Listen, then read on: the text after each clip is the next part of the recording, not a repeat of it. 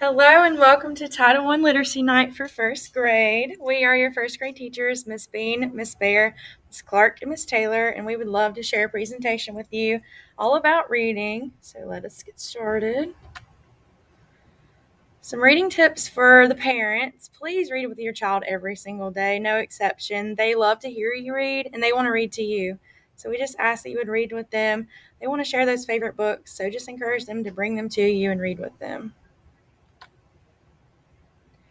Your child also knows some strategies that we have used in class. When they get to a word that they're unsure of, they can think about the story, they can check the pictures, they can see what the characters are doing, they can use their finger segmenting to sound out words, and they can look for chunks in the words that they already know.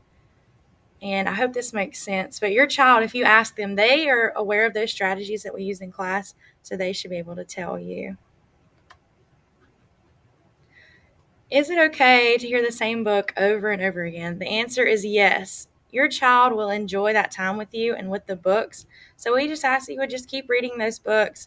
That's going to build those confidence levels in your child, and your child will start to recognize the words in their favorite books. Let your child see you read. They want to hear your voice because you're their hero, and they want to see that you're reading, that you enjoy it.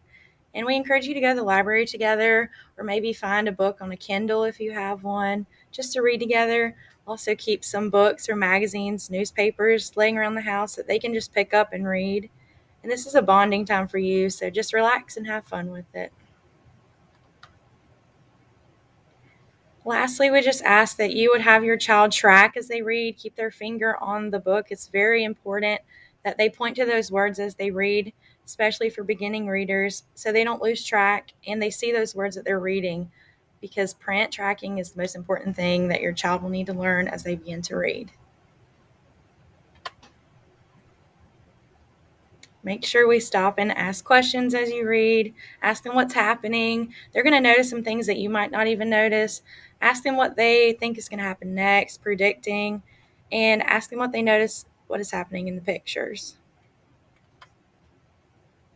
I'm going to pass it to Miss Clark now, and she's going to share about reading levels.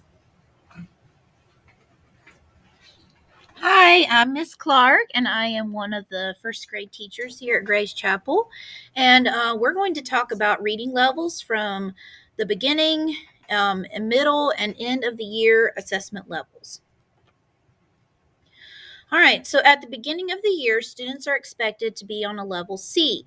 As you can see down below, this is an example of a level C book. There is text on one side, and the text is usually very large, and then there's an illustration on the other side.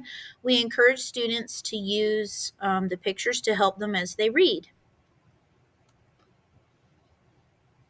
At the middle of the year, students are expected to be at a level F. Some of the characteristics you find in level F books, there is less picture support, there is no more pattern text with repetitive statements. There's a variety of ending punctuation like question marks and exclamation marks. There are more difficult sight words included in these texts, and there's also nonfiction teaching concepts, like, for example, in the picture right here, you can see, why does mother bird keep the eggs warm?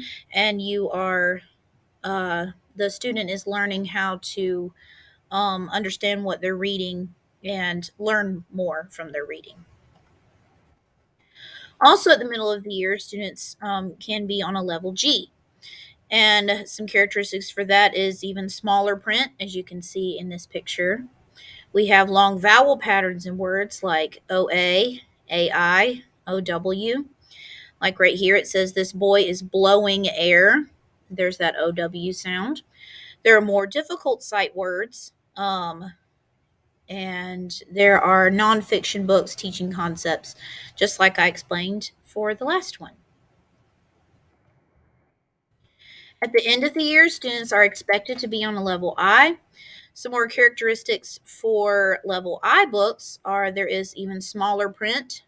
There are long vowel patterns in words, more topic specific vocabulary. We have, for example, the word Joey instead of baby. As you can see in the text right here, it says this Joey is 7 months old instead of this baby is 7 months old. There's more vocabulary in there. The endings on the ends of words are more difficult, and ending blends such as imp, and ing are included in these types of texts. Also, at the end of the year, we have level J that is expected. Some characteristics of these texts: we have table of contents, headings, glossary, and index. Those are nonfiction text features that are often included in these levels of books. As you can see, the print has gotten even smaller. There is more long vowel patterns in words such as OA, like we saw before, AI, EE, etc., and multisyllabic words with endings such as the word families. Okay, and the example of the text features, as you can see, it has a heading called Therapy Dogs, and then you've got the text over here that's even smaller that's related to the picture. Okay, and then next we have Mrs. Taylor coming to talk to you about Letterland. Hi, I'm Mrs. Taylor. I'm going to talk to you about the phonic portion of our literacy program. So you're probably familiar with Letterland from your students last year. We continue it in first grade and in second grade. It's a systematic phonic emphasis program. It's scientific and research-based instruction. It has multisensory methods and interactive strategies. There's an emphasis on fluency, and comprehension is taught through dramatic readings. Meeting the Letterlanders, having the kids have a Letterlander to connect each sound to is very helpful. We build on the kindergarten phonemic awareness they had from last year, and this year we move into consonant blends and the magic E. We start to teach long vowel patterns like OA, AI, EE, etc., and we teach kids about prefixes and suffixes. Another program that we're using is called Rhyme Magic. It's a phonics powered prevention and intervention program for all students. Rhyme Magic is an innovative word recognition system to raise achievement and build confidence in K2 readers. It focuses on the rhyme, the vowel consonant combination that helps drive word analysis. Daily immersion in chanting rhymes builds greater understanding of word analysis. Working with reading groups to find the magic rhyme in words gives students a powerful strategy to decode unknown words.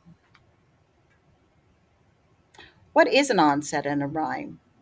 Rhyme Magic teaches children to decode words by seeing the rhyme inside an unknown word. An example of a rhyme inside a word is the vowel consonant combination ip in the word slippery. The onset is the beginning consonant or consonant cluster, like SL in slippery. The affix or endings are ER and Y for slippery. Magic Rhyme helps children begin to see words in chunks that make sense to them instead of sounding out words letter by letter. Here's a quick video you can watch to show Rhyme Magic in action in an actual classroom. And now here's Ms. Bear.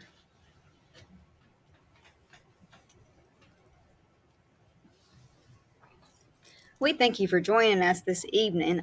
Please take the time to fill out the survey. We will be sending those home with you, with your child. Keep in mind that we do need you. You're the most important factor here. It's teamwork. We can't do it without you. In closing, I have something I want to share with you, how your child can become a better reader.